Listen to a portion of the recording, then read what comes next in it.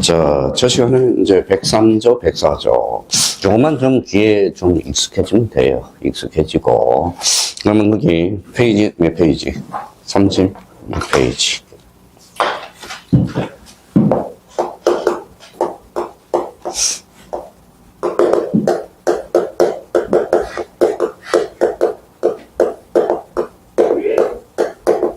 뭐라고 써놨죠? 입증책임. 자, 입증책임이에요. 제가 뭐 공인중개사의 미덕은 뭐예요? 미덕은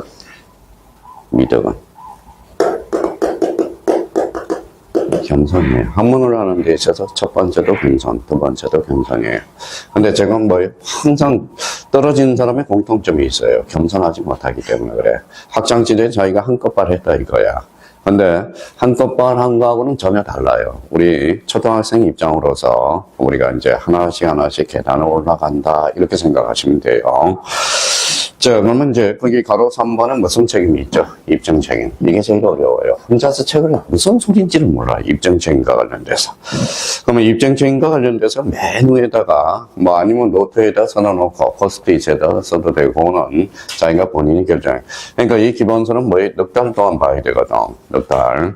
그러니까 나중에 이제 막 지저분하면 혼자서 책을 읽어 나갈 수가 없어. 그래서 입증 책임. 이럴 때는 입증 책임을 누가 지는가? 그래서 제가 공식을 하나 만들어 놓은 게 하나가 있어요. 입증 책임이 나오면 이렇게 적어놔요. 1단계.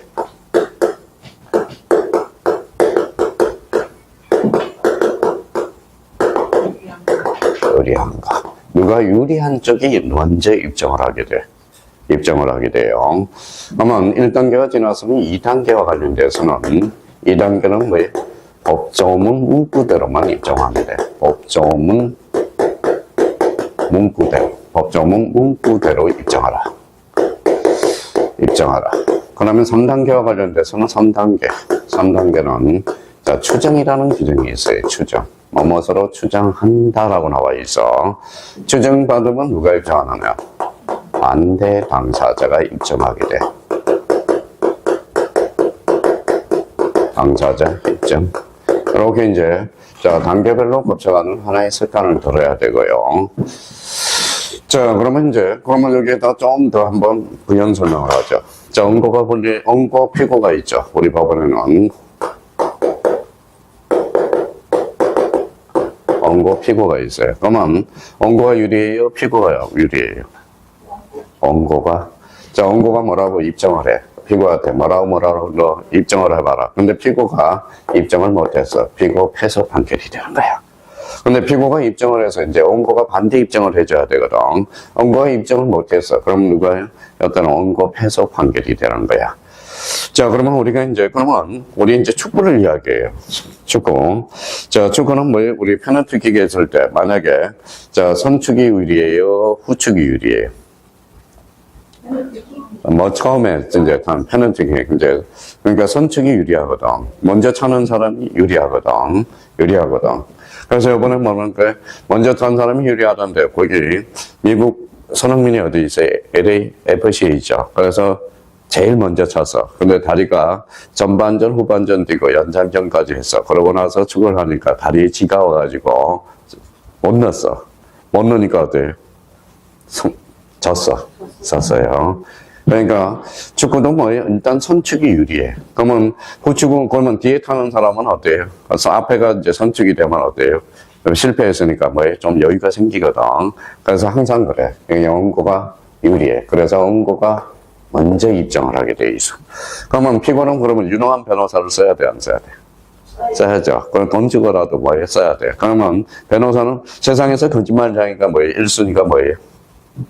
거짓말쟁이 1순위 정치인, 2순위가 변호사, 3순위가 근데 그거는 좀 성직자, 그렇죠? 성직자가 돼. 제가 그런 게 아니라 통계로 나온 겁니다.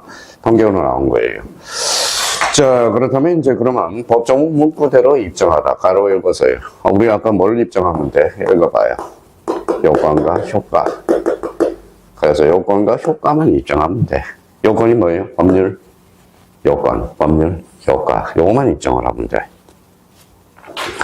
자, 그러면 추정받으면 이제 3단계에서 반대 당사자 입증 이렇게 되는 겁니다. 그러면 예를 하나 들어보죠. 저기 예를 요 밑에다 예를 하나 들어요.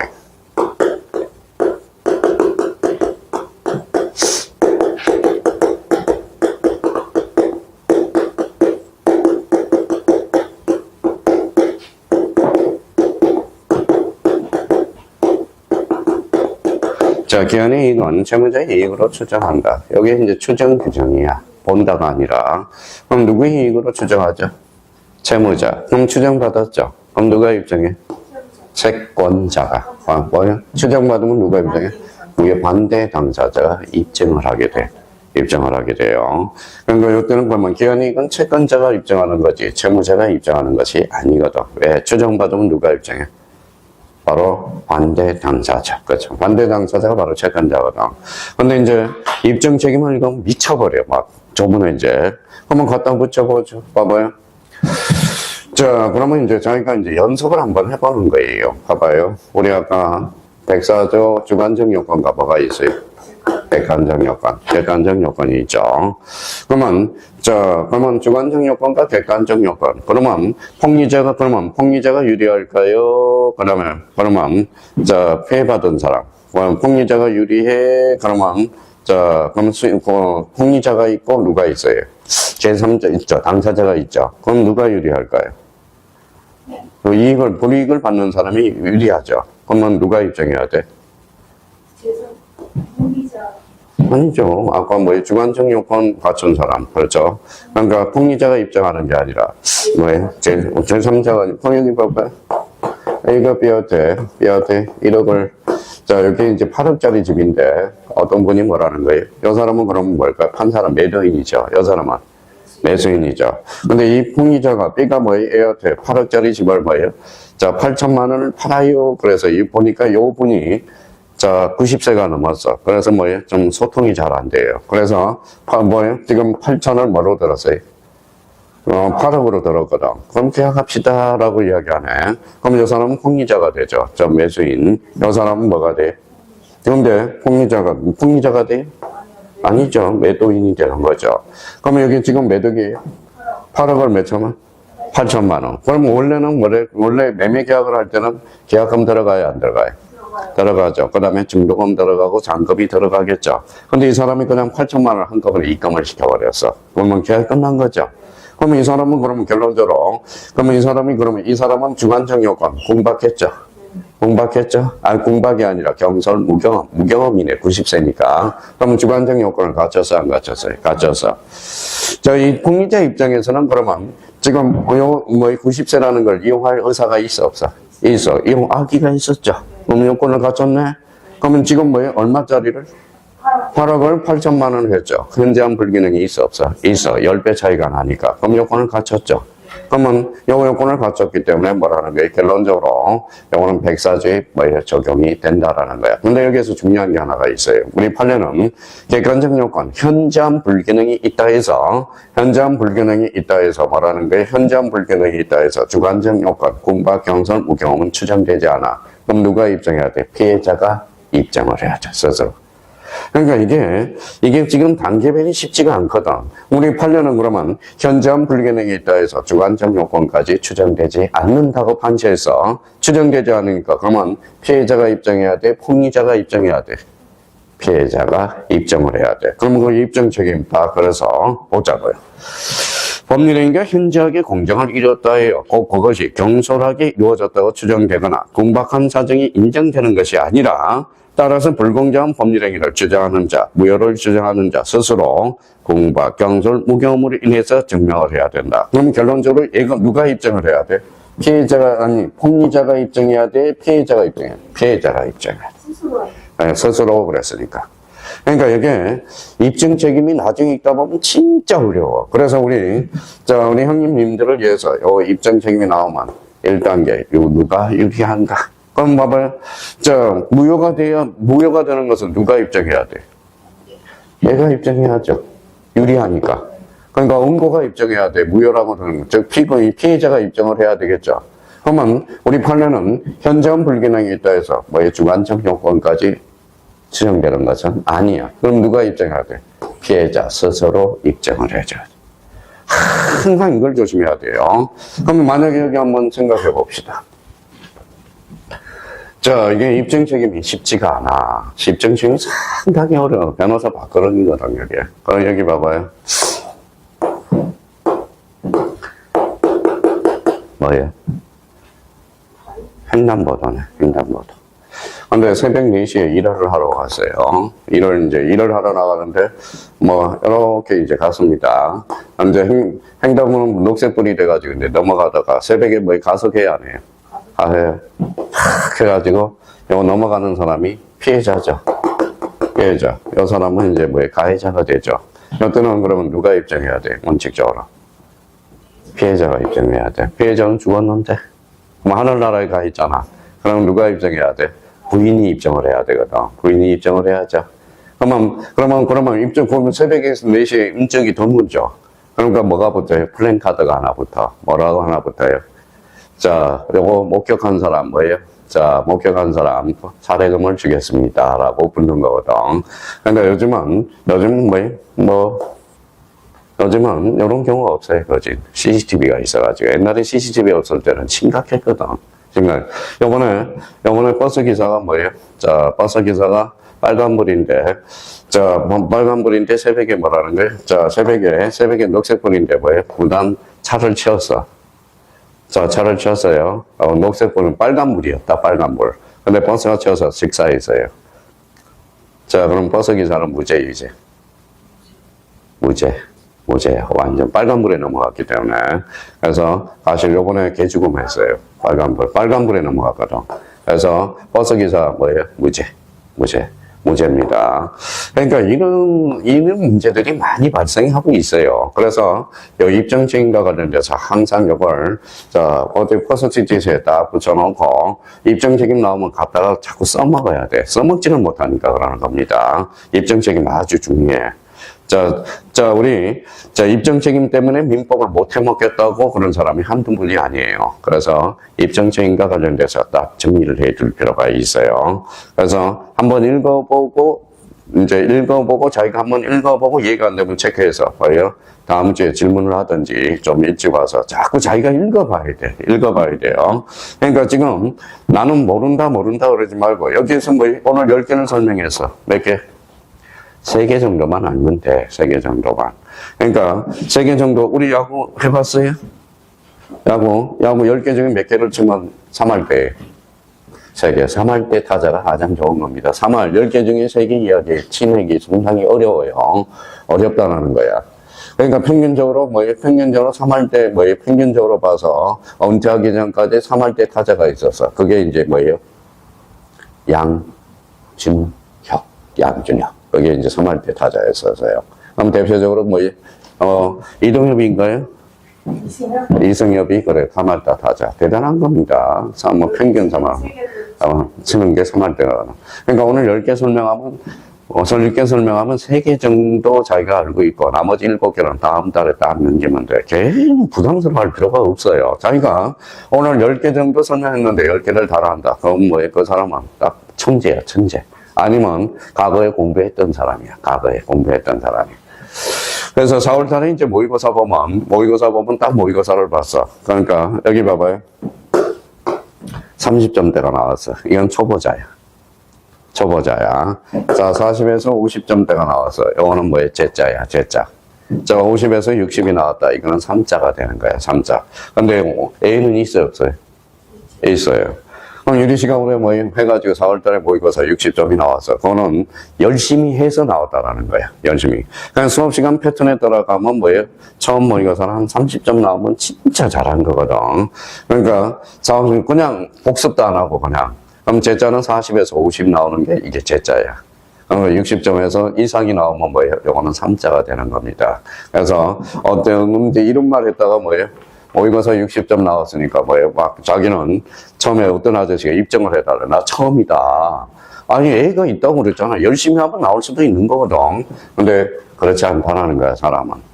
그래서 올해 이제 합격자 모이면서 이제 교수님, 부탁이 하나 있어요. 그래서 점수를 공개해달래.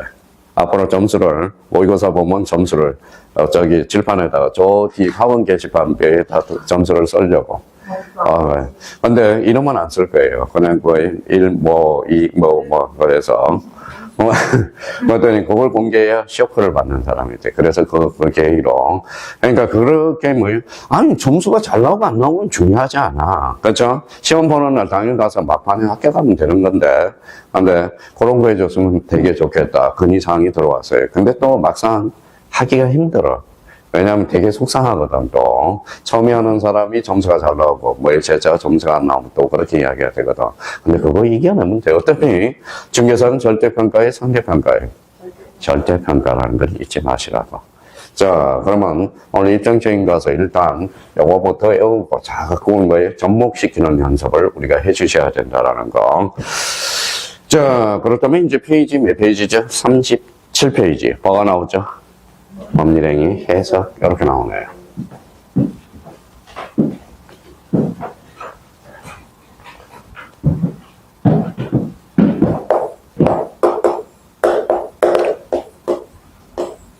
자, 한번 여쭤볼게요. 화요일날, 월요일날 뭐예요? 월요일날, 세파. 화요일날은? 공법 교수님이 이제 기본서 페이지 펼치라고 그러죠. 아직 안 했어요? 페이지 안 들어갔어요? 앞으로는 이제 기본서로 나가기로 했으니까, 기본서. 역시 기본이 돼야 돼. 책을 자꾸 읽어봐야 된다라는 겁니다. 자, 그럼 37페이지, 제5절 찾았어요? 제5절 뭐가 나와 있죠?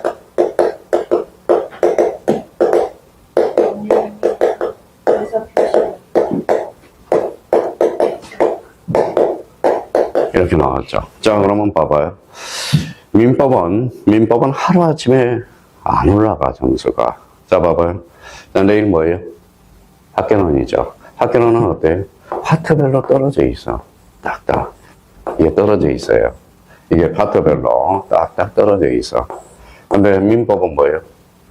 처음부터 끝까지 실타래로 전부 연결이 돼 있어. 그럼 앞에부터 단추를 잘못 꺼내면 민법은 전부 흔들리기 시작해. 그러니까 학교로는 그냥 떨어져 있어. 근데 민법은 처음부터 끝까지 저 1페이지부터 라스트 페이지까지 전부 연결이 돼 있거든. 그러니까 이게 민법이 그래서 어렵다라는 거야. 민법 자체가. 근데 생각을 한번 해보세요. 누구는 요번에 민법 하나 틀린 사람이 있어. 아마 수강생 중에 연락이 오니까 하나 아니면 2개 틀린 사람이 있고 틀린 사람이 있어요. 그럼 똑같은 선생한테 똑같이 배웠던데 안 나온다라는 것은 뭐예요? 그 사람은 책을 안 읽어봤다는 거야. 기본서 처음부터 끝까지 한번 실타래. 지금 민법은 가는 길목을 잡아라. 이게 끝나면 어떻게 연결이 되고, 이게 어떻게 끝내 연결이 되고, 자꾸 그걸 생각하느라고. 내용보다도. 근데 자꾸, 그러면 생각을 해봐요. 우리, 여기 봐봐요.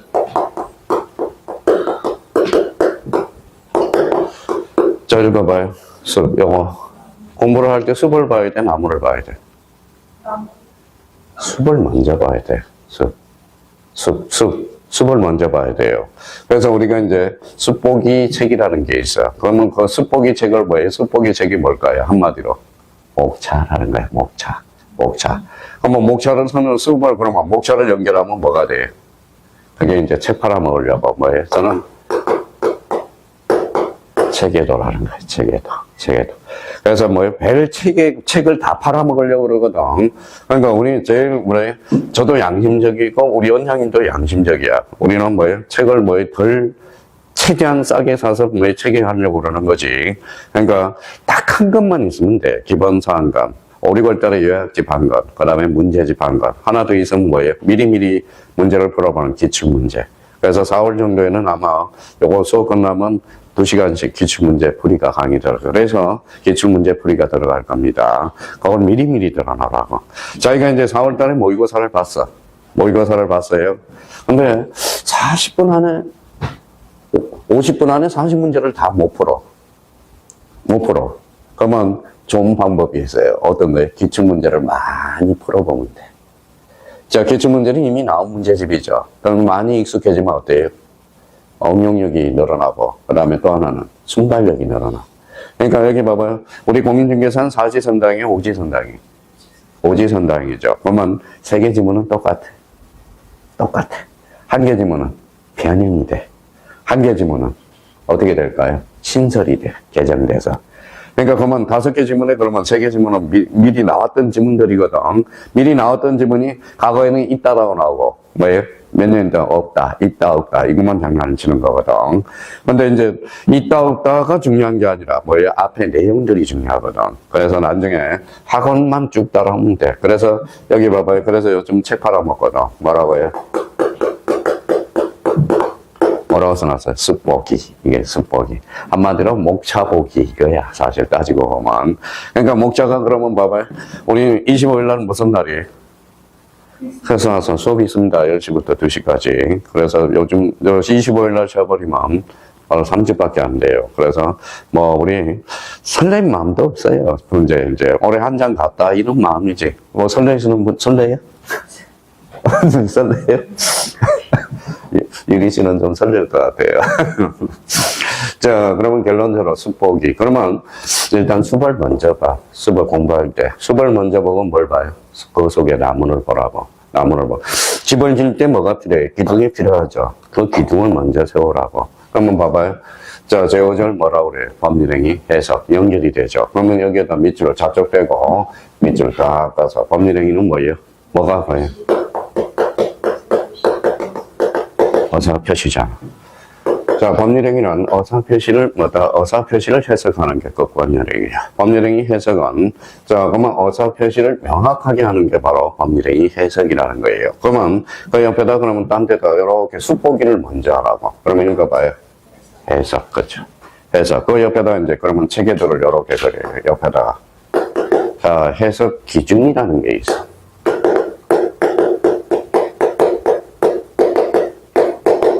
해석 기준. 해석 기준. 한번 먼저 적을게요.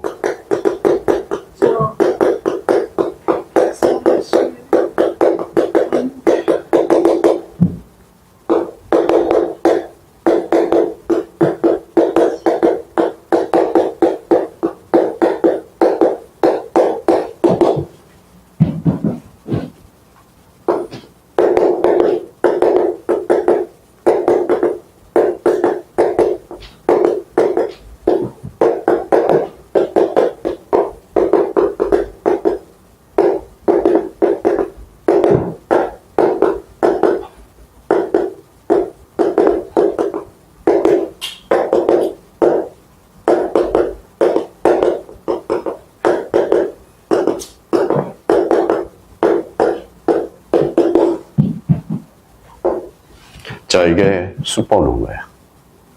해석 기준, 해석 방법.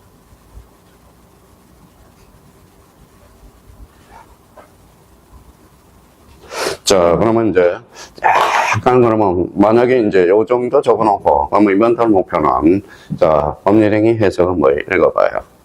어사표시를 명확하게 하는 거야. 근데 여기에다가 봐봐요. 이제 조금 더 여기까지만 알면 되는 거야. 그러면 좀 자기가 열심히 해서 여기다 봐봐요. 뭐라고 써놨죠? 기준. 요거는 방법이죠. 자, 그러면 기준은 뭐예요? 여기 이제 읽어봐요. 뭐라고 써놨죠? 목적. 하살표로 해놔. 목적. 당사자의 목적을 살펴봐야 될 거 아니야. 근데 당사자의 목적이 불분명해. 그러면 무슨 간섭으로 갈까요? 사실인 간섭으로 가. 그러면 여기에서 사실인 간섭이 아주 중요해요. 그래서 별표 하나 놓고, 요거는 조문으로 봐서는 106조의 규정이 나왔어. 106조. 민법 106조. 자, 그러면 사실인 간섭이 없어. 없으면 임의 규정으로 가. 임의 규정은 민법 105조의 규정을 해놨어. 105조. 그러면 임의 규정도 없어. 그러면 신의칙으로 가. 신의칙이라는 것은 민법 제1조의 규정을 해놨어. 1조의 규정을 해놨어. 그러니까 해석 기준은 제일 먼저 볼 게 뭐예요? 읽어봐요. 목적. 당사자의 목적을 살펴봐야 돼. 근데 목적이 불분명해. 그러면 어디가? 사실인 간섭. 봐봐요. 자, 그러면 모 지역에 가면 뭐예요? 중개수수료를 임대인이 다 내게 돼 있어. 임대인이 다 되게 돼 있어. 그럼 거기 그 지역만 사실이 있는 거야. 사실이 있는 거예요. 근데 만약에 어느 지역에는 뭐예요? 주인이, 채권적 전세를 할 때 주인이 무조건 장판을 깔아준다. 사실인 이상, 사실이 있다면 그 간섭에 따라주는 거야. 그래서 사실인 간섭이 그래서, 자주 출제되고 있고요. 여기에 없어, 사실인 간섭이 없어. 그럼 뭘로 가요? 임의규정. 임의적 규정을 하면 신의칙으로 가. 신의칙이 여기다 그렇잖아요. 써요. 다른 말로 조리라고 그래. 조리. 조리라는 것은 사물에 마땅한 이치. 그러면 신의칙, 그러면 이제 여기에서 이제 시험 문제가 이렇게 나와요. 봐봐요. 목적, 사실인 간섭, 임의규정. 그럼 신의칙은, 자, 법률행위 해석 기준의 마지막 단계의 해석 방법이다. 맞네요. 마지막 단계. 근데 목적이 명확하면 이걸로 끝내버리면 돼요. 그럼 목적이 없으면 어디로 가? 사실인 간섭. 사실인 간섭이 있으면 임의규정 없으면 뭘로 가요? 신의칙, 조리. 사람의 마땅한 이치. 그래서 요거는 이제 봐봐요. 요거 한번 생강편을 닦아놔요.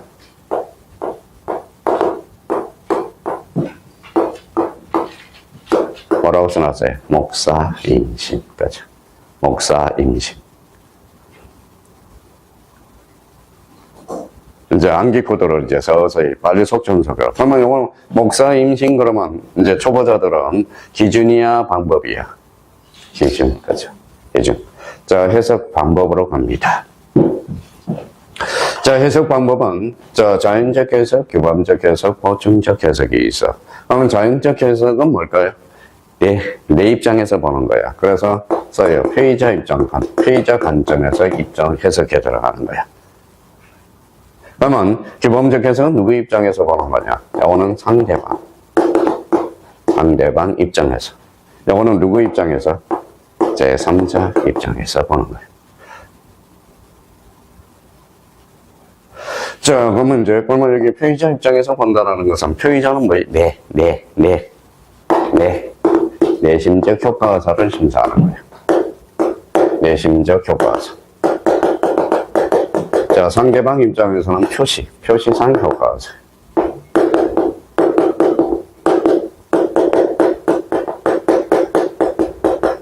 표시상 효과사. 자, 보충적에서는 누구 입장에서 본다? 요거는 뭐라고 그래요? 가상적 의사죠. 가정적 의사. 뭐 가상적 의사로 나오기도 하고, 요거는 그러면 결론적으로 제3자 입장에서 내가 만약 제3자라면 이게 바로 가상적 해석이거든. 그러면 여기에서 제가 그러면 이 해석 방법은 뭐 대단한 분이 있었어요. 자, 연세대 민법교수 이영준 변호사의 논문이 한문으로 도입돼가지고, 자기가 논문이 한문으로 도입된 것은 대단한 거거든. 사실 따지고 보면. 그래서 지금 서강대 법대가 새로 생긴 지 얼마 안 됐거든요. 근데 민법교수가 이제 원서를 냈더니 이영준 변호사를 무시했어. 그래서 뭐예요? 그래, 나 무시했다. 그래서 연세대 교수로 임용이 돼가지고, 그래서 이영준 변호사 연세대 법학교수예요. 그러면 결론적으로 여기 봐봐요. 그러니까 결론적으로 봐봐요. 상대방이 청약을 했어. 그럼 알았다 승낙을 했죠. 이 갭이 생길 수 있어, 없어요? 그 텀을 누구 메꿔줘야 돼? 제3자가 메꿔주거든. 그러면 계약이죠. 계약은 그러면 뭐예요? 보충적 해석 방법에 커다란 기능을 가지고 있다라는 관점의 차이라는 거예요. 관점의 차이. 그러니까 항상 이런 걸 빨리 감각을 잡으라는 거예요. 봐봐요. 피의자라는 것은 아까 주관적 의사 있었죠. 주관적 요건. 그러면 제3자 입장은 객관적 요건이야. 객관적 요건. 그래서 이제 이것도 잘 안 외워지니까. 자, 우리끼리 이제 그러면 여기에다 뭐예요? 자, 규, 보. 이렇게 이제 잡아서. 그러면 요번 달 목표는 요거야. 요거까지만 해놓으면 돼요. 자, 그러면 책에도 이제 정을 들어야 되니까. 자, 그러면 거기 봐보죠. 1번의 법률행위 해석의 의의. 가서 이제 줄 한번 닦아줘. 법률행위 해석이라. 자, 법률행위 내용을 명확하게 확정하는 것. 줄 쳐놓고요. 그 다음에 또 여기 봐봐요. 법률행위는 뭐가 필요하죠?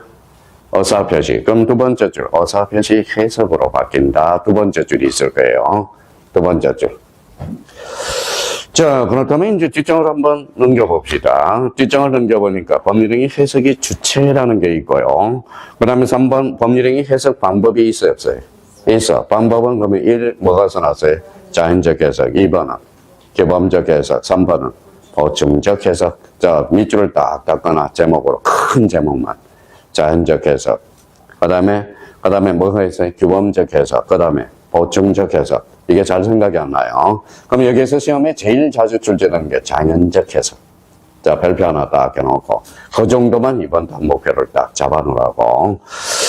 자, 그렇다면 이제 그러면 이제 그렇게 이제 잡아서 뒷장을 한번 옮겨보죠. 40페이지. 자, 요거는 해석 방법이야, 해석 기준이야. 기준 동그라미.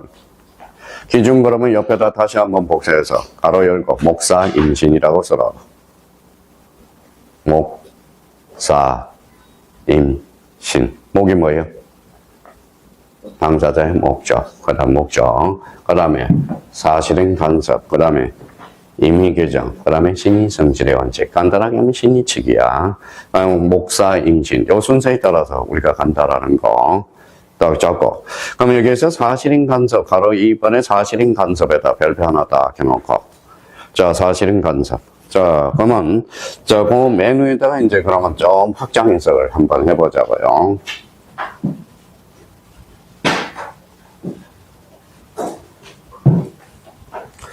자, 그러면 이렇게 하면 쓰면 되잖아요. 다시 이제 부연 설명, 자기가 복해. 자, 메뉴에다 2 다시.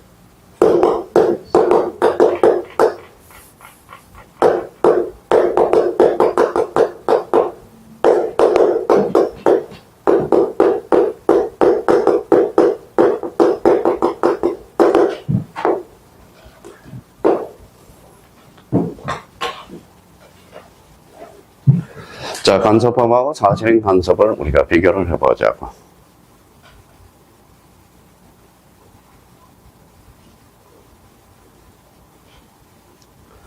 자, 그러면 읽을 때 한번 정확하게 우리가 봐봐요. 자, 우리가 성조라는 게 있어요. 우리, 자, 중국어 잘하는 사람 뭘 잘해요? 영어를 잘해. 억양, 중국어를 잘해. 영어를 잘해요. 자, 그러면 일본어 잘하는 사람은 뭐예요? 한국어를 잘해. 왜 그럴까요? 어순이 같아서 그래. 어순이 같아서. 어순이 같다라는 겁니다. 자, 그러면 저는 뭐 전라도 경상도 따지는 게 아니라 뭐예요? 전라도 강사는 졸려. 전라도 강사님들은 졸려. 왜? 성조가 없어. 똑같아요. 근데 경상도 사투리는 어때? 이게 높이가 있어. 성조가 있어요. 근데 경상도는 잘 발음이 안 들린다고 그러죠. 왜? 처음에 억세게 했다가 봐요. 내려버리니까 그래요. 자, 그러면 우리가 책을 읽을 때 한 번이라도 읽어봐요. 한번 읽어볼래요? 간섭법. 여기에다 성조. 법이야, 법. 영어는 읽어봐요. 영어는 어떻게 읽어요? 사실이 간섭. 그죠? 간섭. 자, 이거 법원 판사가 알아요, 몰라요? 법이니까 판사 알아요, 몰라요? 그럼 판사가 입증하는 거야. 법원이 직권으로 판단해 주는 거야. 근데 사실은 간섭은 판사가 알아, 몰라? 몰라. 그래서 누가 입증해? 그렇죠. 당사자가 입증. 당사자만 알고 있거든. 당사자만. 자, 그러면 이제 여기까지 우리가 잡고요. 그럼 한 번 읽을 때 요걸 강조해서 좀 읽으라고. 요거 뭐예요? 읽어봐요. 사실인 간섭. 강조해서 읽으라고. 사실. 그러면 요거는 뭐예요? 간섭본을 따졌더니 요거는 뭐예요? 자, 요거는 이렇게 해서 나와요. 법원. 제1조 법원. 민법 제1조. 요거는 자, 법률행위 해석 기준이 되는 거야. 요거는 그래서 요거는 해석 기준. 그래서 옛날에 사법고시에 지금 2차 문제 제가 봤을 때도 이렇게 나와요. 여기 봐봐요. 간섭법과 사실인 간섭을 약설하시오. 이런 문제가 나왔거든. 그러면 결론적으로 그러면 요 두 가지는 꼭 들어가야 돼. 자, 요거는 법원으로서, 법원 그러니까 지방법원 생각하면 안 돼. 한자를 생각해야 돼. 사실, 한자 많이 한 사람들은 뭐예요? 뭘 잘해요? 법 잘해. 법을 잘해. 모든 게 한자에서 나오기 때문에. 그래요. 그럼 여기 봐봐요. 그러면, 자, 법원과 관련돼서 법원 그러면 요거는, 법원은 집언이 아니라 뭐예요? 자, 그르는 자가 돼. 그래서 여기다 써요.